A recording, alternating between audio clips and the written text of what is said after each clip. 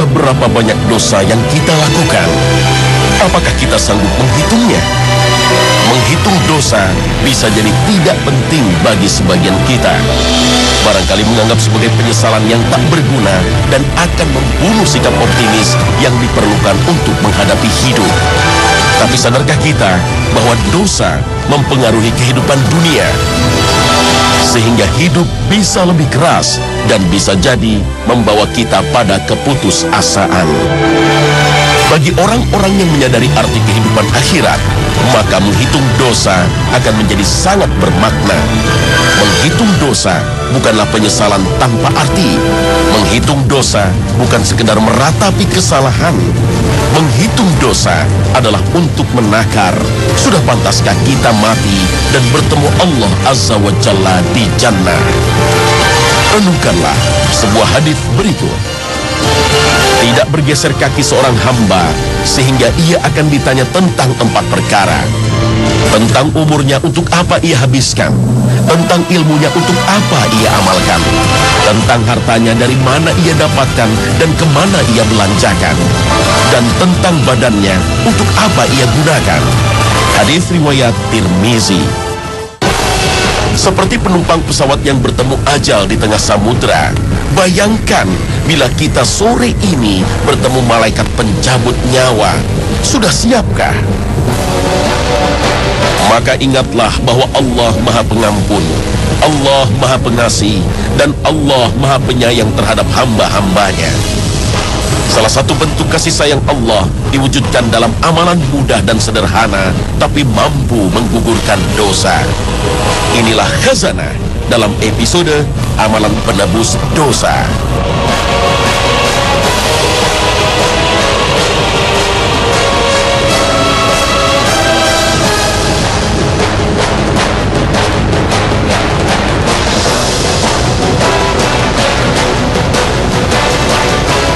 Assalamualaikum warahmatullahi wabarakatuh.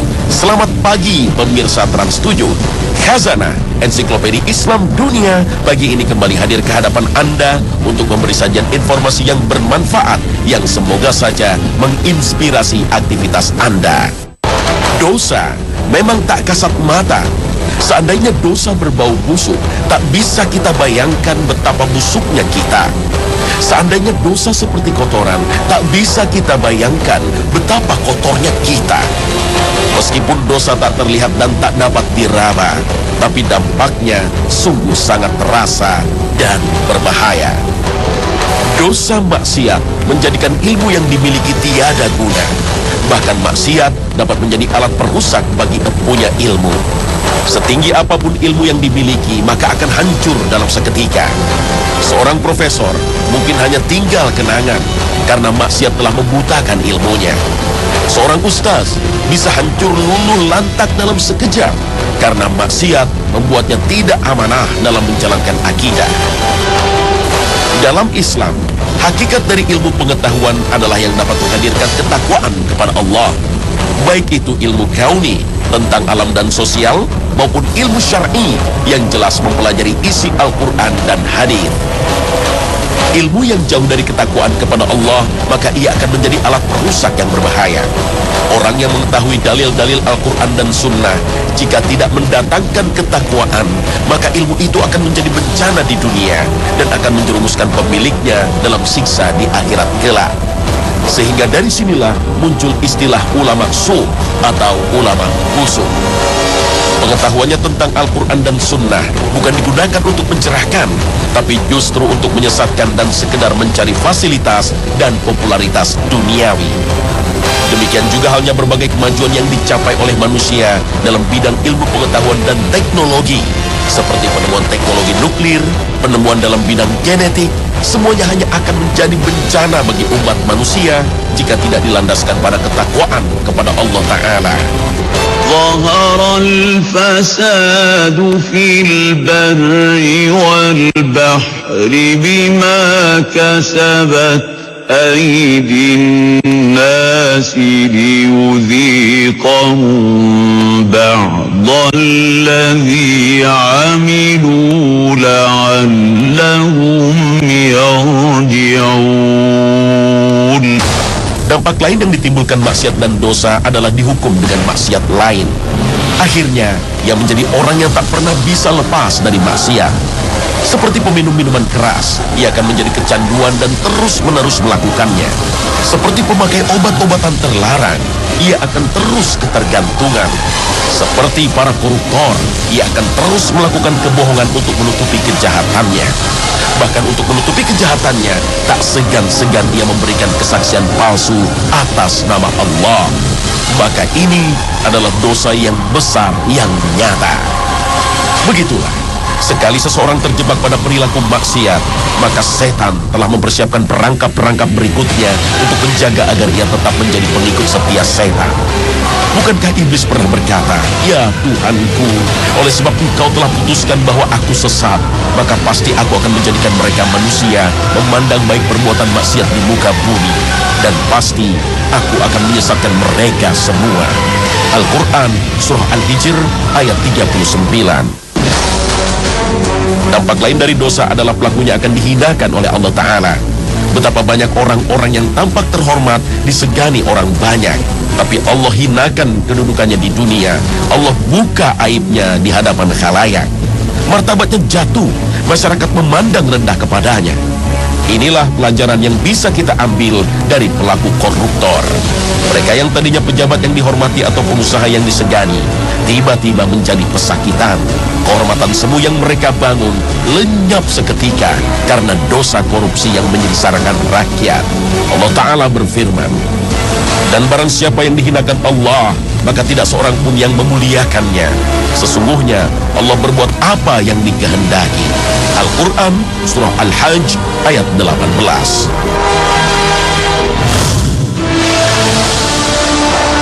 Orang bertakwa bukanlah manusia suci tanpa dosa, karena sejatinya tidak ada satupun manusia maksum alias bebas dari dosa. Maka bohong besar jika ada imam yang menyatakan diri maksum dan orang yang menyatakan suci, bahkan mampu mencuci dosa orang lain seolah mengambil hak prerogatif Allah. Satu di antara sekian ciri manusia bertakwa adalah mereka yang menyadari dosa dan kesalahannya, dan kemudian bersegera memohon ampunan pada Allah yang Maha Pengampun. Dan Allah sungguh Maha Pengasih dan Maha Penyayang terhadap hamba-hambanya. Allah menyediakan begitu banyak amalan yang dapat menebus dosa yang dilakukan. Bahkan beberapa amalan tersebut sangat mudah dan sederhana. Namun satu syarat berat yang mengikutinya wajib dilakukan, yaitu ikhlas. Inilah beberapa amalan yang mampu menghapus dosa. Wudu merupakan sebuah proses bersuci dari hadas kecil. Wudu wajib dilakukan sebelum memulai ibadah tertentu seperti sholat dan tawaf. Kita juga dianjurkan untuk selalu menjaga wudu. Wudu mengajarkan kita bahwa Islam sangat mencintai kebersihan. Dalam ibadah, wudu begitu banyak manfaat kebersihan dan kesehatan yang didapat. Mulai dari mengurangi penyebaran penyakit melalui kuman-kuman yang melekat di bagian tubuh, hingga terangsangnya saraf-saraf yang ada di anggota tubuh yang dibasuh dengan air wudu. Sebagai contoh, orang-orang yang memelihara wudu dengan baik akan mampu melindungi hidungnya dari bakteri. Dan ini akan melindungi hidung dari berbagai penyakit dan mencegah bakteri bergerak ke sistem pernafasan. Ketika membasahi wajah, akan membuat wajah tampak segar dan penuh vitalitas dan melindunginya dari kuman dan debu. Dan manfaat wudu tidak hanya berhenti sampai di situ. Wudu ternyata juga menjadi sarana penebus dosa yang cukup ampuh. Setiap dosa yang kita lakukan dengan anggota tubuh tertentu akan keluar bersama tetesan air wudu yang jatuh. Rasulullah SAW bersabda, apabila seorang hamba muslim atau mukmin berwudu lalu mencuci wajahnya, maka akan keluar dari wajahnya semua dosa yang dilihat oleh matanya bersama tetesan air wudu. Dan jika ia mencuci tangannya, maka akan keluar semua dosa yang dilakukan oleh tangannya bersama tetesan air wudu. Dan jika ia mencuci kakinya, akan keluar dari kakinya semua dosa yang dilakukan oleh kakinya bersama tetesan air wudu, hingga akhirnya selesai berwudu dalam keadaan bersih dari dosa. Hadis riwayat Muslim. Azan merupakan panggilan sholat yang dilantunkan 5 kali dalam sehari semalam. Panggilan yang mengajak orang beriman untuk rehat sejenak dari kesibukannya dan segera bersimpuh menghadap Allah Ta'ala. Azan adalah untayan kalimat yang agung. Di dalamnya terkandung pujian kepada Allah yang Maha Besar. Ada ikrar akan keesaan Allah dan kerasulan Nabi-Nya Muhammad. Di dalamnya ada ajakan untuk sholat yang juga berarti ajakan untuk meraih kemenangan. Subhanallah, alangkah nikmat dan indahnya berislam. Bagi kita yang mendengar, sangat dianjurkan untuk menjawabnya dengan kalimat serupa. Dan begitu azan selesai dikumandangkan, kita juga dianjurkan untuk berzikir dan membaca doa. Zikir dan doa yang sederhana ini sekaligus sebagai penggugur dosa kita. Rasulullah SAW bersabda, barang siapa yang setelah mendengar azan kemudian mengucapkan asyhadu an la ilaha illallah wahdahu la syarikalah wa anna muhammadan rasulullah raditu billahi rabban wa bi muhammadin nabiyya wa rasulah wa bil islami dina, maka akan diampunkan dosanya. Hadis riwayat Muslim. Zikir yang pendek dan ringkas, mengucapkannya dengan ikhlas tulus, tidak lebih 1 menit, namun sangat ampuh sebagai penebus dosa. Semoga kita selalu mengingatnya setiap kita selesai mendengarkan azan. Salat merupakan pembuktian yang pertama dan utama akan keimanan seseorang. Begitu pentingnya posisi salat dalam Islam, sehingga salat juga menjadi pilar kedua rukun Islam. Dan melakukannya dalam jamaah merupakan sebuah keutamaan tersendiri. Nilainya lebih tinggi 27 derajat dibanding salat sendiri. Bahkan beberapa mazhab menyatakan wajib hukumnya salat berjamaah di masjid bagi kaum pria. Keutamaan berjamaah di masjid tersebut juga terlihat dari ganjaran yang Allah siapkan untuk orang-orang yang hadir ke masjid. Setiap langkah dari rumah menuju masjid akan dihitung sebagai sebuah pahala dan sekaligus menjadi penggugur dosa. Subhanallah. Alangkah pemurahnya Allah kepada kita. Hanya dengan melangkahkan kaki ke masjid, begitu banyak keutamaan yang Allah berikan kepada hambanya. Amin. Iya, amin adalah ucapan kita begitu imam selesai membaca Al-Fatihah. Amin berarti kabulkanlah ya Allah. Ini artinya kita memohon kepada Allah agar rangkaian doa yang terkandung dalam Al-Fatihah yang kita senandungkan dikabulkan Allah Subhanahu wa Ta'ala. Amin. Sangat mudah sekali diucapkan, tapi di balik amalan yang mudah ini Allah simpan penebus dosa dan kesalahan. Al-Fatihah mengandung pokok pengabdian manusia kepada Tuhan. Dalam Al-Fatihah juga ada ikrar bahwasannya Allah lah pemilik semesta alam. Dalam Al-Fatihah Allah juga berdialog menggunakan beberapa nama dan sifatnya yang indah. Nah, seluruh keutamaan inilah yang kemudian kita tutup dengan permohonan kepada Allah Ta'ala. Rasulullah SAW bersabda, apabila imam mengucapkan amin, maka ikutilah. Karena barang siapa yang ucapan aminnya bersamaan dengan ucapan amin para malaikat, maka akan diampuni dosanya yang telah lalu. Hadis riwayat Bukhari, Muslim. Amalan lain yang sangat sederhana tapi dapat menghapus dosa adalah menunggu. Ya, hanya dengan sekedar menunggu bergulirnya waktu, dosa kita dapat terhapus. Waktu yang ditunggu tersebut adalah waktu antara dua sholat. Rasulullah SAW bersabda, sholat 5 waktu Jumat ke Jumat adalah penebus dosa di antara waktu tersebut selama tidak berbuat dosa besar. Hadis riwayat Muslim. Waktu di antara 2 sholat yang kita lalui dengan dosa akan dapat terhapus oleh sholat yang kita dirikan. Jikapun masih ada dosa yang kita perbuat, maka akan ditebus dengan sholat Jumat yang kita laksanakan setiap Jumat. Alangkah ruginya orang yang meninggalkan sholat. Tidak hanya dosa yang dituai karena meninggalkan kewajiban kepada Allah, tapi juga kehilangan kesempatan untuk menebus dosa-dosanya. Berjabat tangan merupakan tradisi dalam pergaulan masyarakat yang telah ada sebelum Islam. Islam datang kemudian mengukuhkan tradisi positif ini.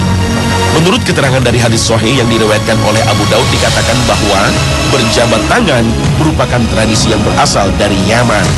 Dan kehadiran Islam tidak sekedar mengukuhkan tradisi ini, tapi juga menambahkan pahala dan keutamaan di dalamnya. Keutamaan tersebut diantaranya menjadikan berjabat tangan sebagai sarana penggugur dosa. Rasulullah SAW bersabda, tidaklah orang muslim yang bertemu kemudian berjabat tangan, maka dosa keduanya akan diampuni sebelum mereka berpisah. Hadits riwayat Abu Daud dan Tirmizi. Di samping sebagai penggugur dosa, jabat tangan juga dapat menghilangkan kebencian dan kesalahpahaman dalam pergaulan.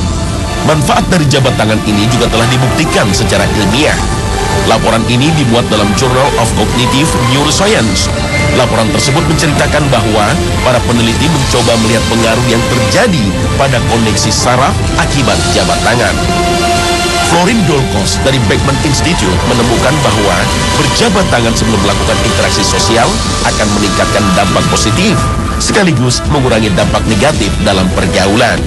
Ia mengatakan, kami menemukan bahwa berjabat tangan tidak hanya meningkatkan efek positif dalam berinteraksi, tetapi juga mengurangi kesan negatif. Seringkali terjadi kesalahan dalam interaksi sosial kita. Dengan berjabat tangan sebelumnya, kita dapat meredam dampak negatif dari kesalahpahaman yang mungkin terjadi. Jabat tangan biasanya diiringi dengan salam, yang berarti doa keselamatan, rahmat, dan keberkahan. Sehingga bukan saja keutamaan jabat tangan yang didapat, tapi juga keutamaan dari mengucapkan salam. Solawat dari makhluk adalah doa, sedangkan dari sang kholik adalah limpahan rahmat. Solawat terhadap Nabi Shallallahu Alaihi Wasallam merupakan salah satu tanda kecintaan kita kepada beliau. Solawat juga menjadi perantara kita untuk mendapatkan syafaat Nabi Shallallahu Alaihi Wasallam di hari akhir kelak. Kita sebagai umat Rasulullah Shallallahu Alaihi Wasallam diperintahkan untuk senantiasa bersolawat kepada beliau. Bahkan perintah ini datang setelah Allah Ta'ala memberitahu bahwa Dia telah bersolawat kepada Nabi Muhammad Sallallahu Alaihi Wasallam. إن الله وملائكته يصلون على النبي يا أيها الذين آمنوا صلوا عليه وسلموا تسليما. Selain sebagai bentuk kecintaan kepada Rasulullah Sallallahu Alaihi Wasallam, ternyata salawat dapat menjadi pelebur dosa, sebagaimana yang disampaikan Rasulullah dalam hadisnya. Telah datang kepadaku malaikat dan ia mengatakan, barang siapa dari umatmu bersalawat untukmu 1 kali, maka kutuliskan baginya 10 kebaikan dan akan kuhapus darinya 10 keburukan. Diangkat baginya 10 derajat dan dijawab baginya seperti yang ia ucapkan. Hadis riwayat Ahmad. Kita dianjurkan untuk memperbanyak salawat kepada Rasulullah Sallallahu Alaihi Wasallam. Dalam beberapa kondisi anjuran, bersalawat ini sifatnya sangat kuat. Bahkan sebagian ulama berpendapat wajib hukumnya, seperti bersalawat dalam sholat, khususnya ketika tasyahud awal dan akhir. Hari Jumat merupakan hari yang mulia bagi umat Islam. Pada hari ini juga sangat dianjurkan untuk memperbanyak salawat kepada Nabi Sallallahu Alaihi Wasallam. Salawat juga dianjurkan setelah mendengar azan dan ketika akan masuk masjid. Mengucapkan salawat ketika berdoa merupakan bagian dari etika berdoa yang tak boleh terlupa. Salawat juga menjadi salah satu bacaan dalam sholat jenazah. Dalam hadis An-Nasai dan Tirmizi disebutkan bahwa orang yang tidak mau mengucap salawat ketika disebut nama Nabi adalah orang yang kikir. Allahumma sholli ala Muhammad wa ala ali Muhammad.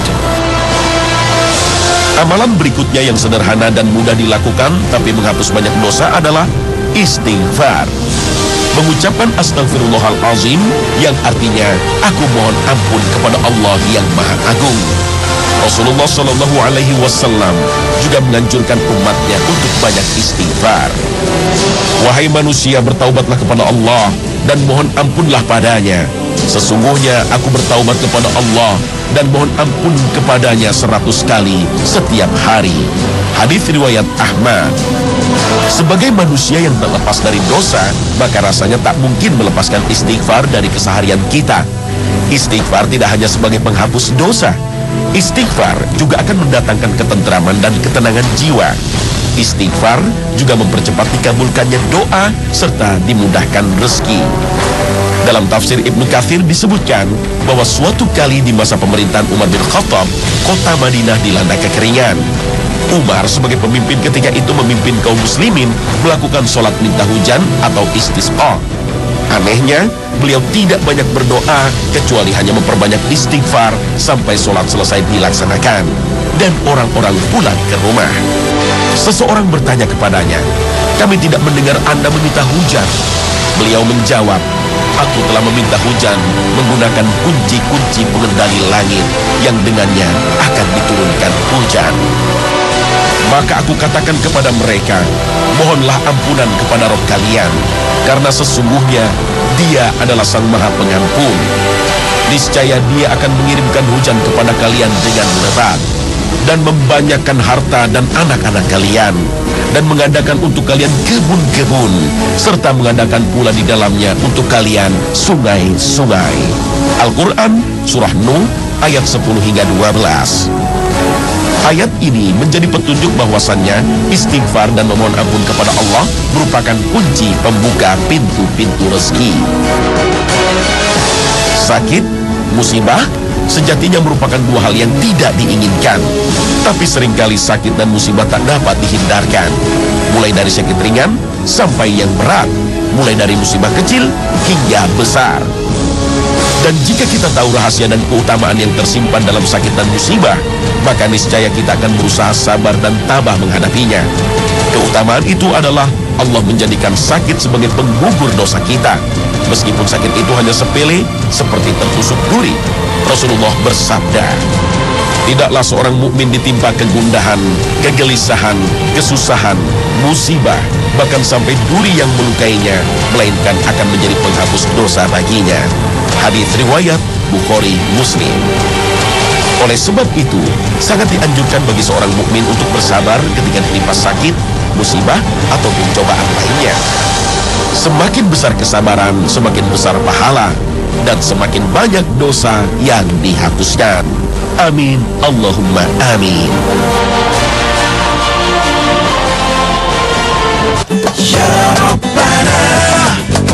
Pemirsa Khazanah, itulah sebagian amalan yang mudah dan sederhana, tapi mampu menggugurkan dosa sebagai bentuk rahmat Allah Ta'ala kepada hamba-hambanya. Tentu di luar yang disebutkan tadi, masih banyak amalan lain yang juga berfungsi sebagai penghapus dosa. Pemirsa Khazanah, semoga Allah Subhanahu wa Ta'ala memudahkan kita memperbanyak amalan yang akan menggugurkan dosa kita, sehingga kelak ketika kita menghadapnya, itulah menjadi saat terbaik bagi kita. Amin ya Rabbal Alamin. Terima kasih atas perhatian Anda, dan wassalamualaikum warahmatullahi wabarakatuh.